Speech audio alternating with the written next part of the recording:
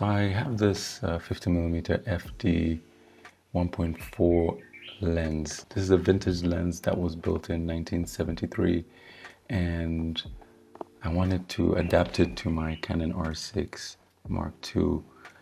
The reason I wanted to do that is because I wanted to see the characteristic that this lens will create. I've also seen a couple of videos online about adapting vintage lenses on these modern cameras, and I've been quite curious because I have a film camera and the film camera came through with this lens. The only problem that I had was that I couldn't adapt this old lens into this camera system. So I found a solution which was, I think it's spelled Earth, if I'm not mistaken.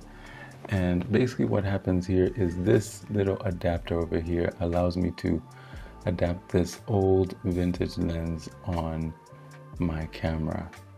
So it converts basically the FD to an RF, which is super cool. The focus throw on here is very smooth, so for video it's quite interesting. The only problem I have with this lens, and this is something you have to take into account when you're buying like vintage lenses, is that it has two problems. It has quite a bit of fungus, so it creates a bit of haze. And then the second issue is the aperture. It doesn't close, so I need to manually close it. So for example, like right now it's at f1.4 and I cannot stop it down. That's a big problem, so I can't really use it for video, but eventually I plan to get like an ND filter so that I can be able to drop the light coming into this lens as much as possible, so I can be able to actually use this lens for video. But today I wanted to show you a few images that I captured with this lens, just some random shots that I captured, nothing epic, but just to give you an idea of what this lens is able to create. These type of lenses, old lenses, are quite cheap. So if you're looking to get like something like this, is a 1.4, and you can find it on eBay for a ridiculously cheap price. So maybe give that a shot. But it is manual focusing, so that could be a challenge depending on the style of photography that you're doing. Let's jump into Lightroom and check out these images. Okay, so I captured a few random images, as you can see over here. I just wanted to give you an idea of what this lens does. If you zoom in on this particular shot, you can see that the sharpness is not that sharp, and we do have a bit of haziness happening over here.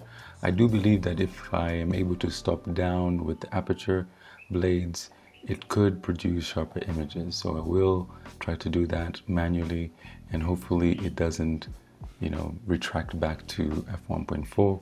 I'll give that a shot, give you guys an update. If we can move on over here, there are times whereby it does look like it's sharp. Like for example, in this situation here, you can see it's quite sharp, then a bit of chromatic aberration here, and then it flows out. To be honest, I don't really care about those small things like chromatic aberrations or like, how hazy it is in certain situations. It does create like a unique look, and with lenses nowadays being super sharp, this makes it a bit more fun in terms of shooting, because you never know what to get, and sometimes you never really know what you're getting, and it might be a problem. So be careful.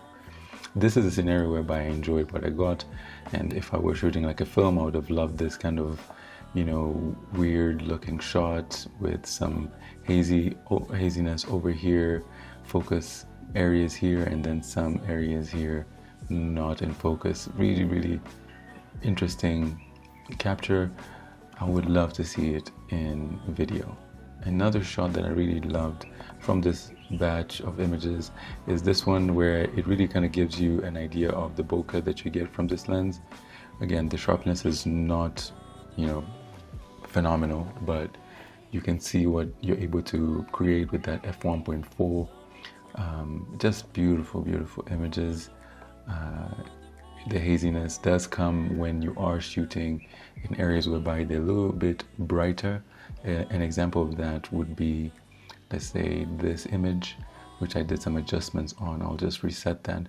So because there was light shining directly to the lens, you can see here it's a bit hazy, but you can easily fix that by just pushing the dehaze slide just a bit forward. You get that. Sorry Siri, I'm not talking to you. One second. Siri is disrupting this whole situation. Mostly I want to help. Wow, okay.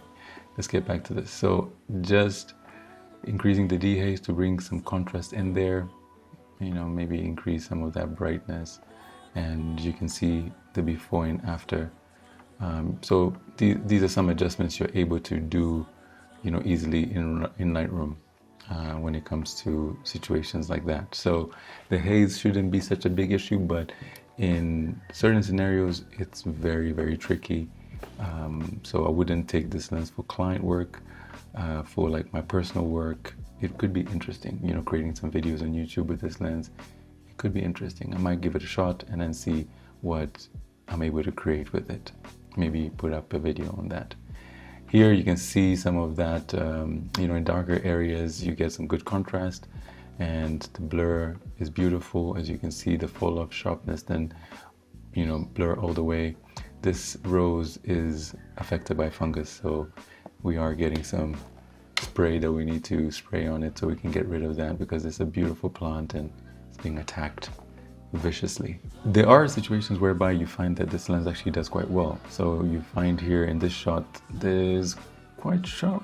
It's a sharp looking lens. Like this could look like 50mm nifty 50, right? So there's situations it works really well, and there's situations whereby whenever there's like a little bit of a glow, you see that haziness. So I guess it works better in darker situations, you know, as you can see here. Not the sharpest, but still, you know, could work. Okay, so let me know what you think about this setup. Have you ever tried adapting a vintage lens on your mirrorless camera? Or I think you're able to also adapt them in DSLRs. I need to do a little bit of research on that. But what are your thoughts on this? The pros is that it's cheap, you know, to get like a really good lens. You can actually build out a collection. Another pro is that you get a unique look out of these visuals. The cons is that you have to be careful in terms of like the fungus. I definitely have to clean this, and also the aperture blades. And then other than that, it's a manual focus. So you do have to manually focus every single time you're trying to get a shot. For me personally, I think that slows me down and makes for a more enjoyable photography process, as I'm trying to slow down my, like the way I shoot and my process. So this works well for me. It might not work well for you if you're shooting like weddings, for instance. So yeah, comment down below your thoughts about this, and I'll catch you guys on the next one. If you want to support the channel, I do one-on-one sessions. You can check the link down below. I can answer some questions that you might have on a one-on-one session. See you guys in another one. Take care. Peace out.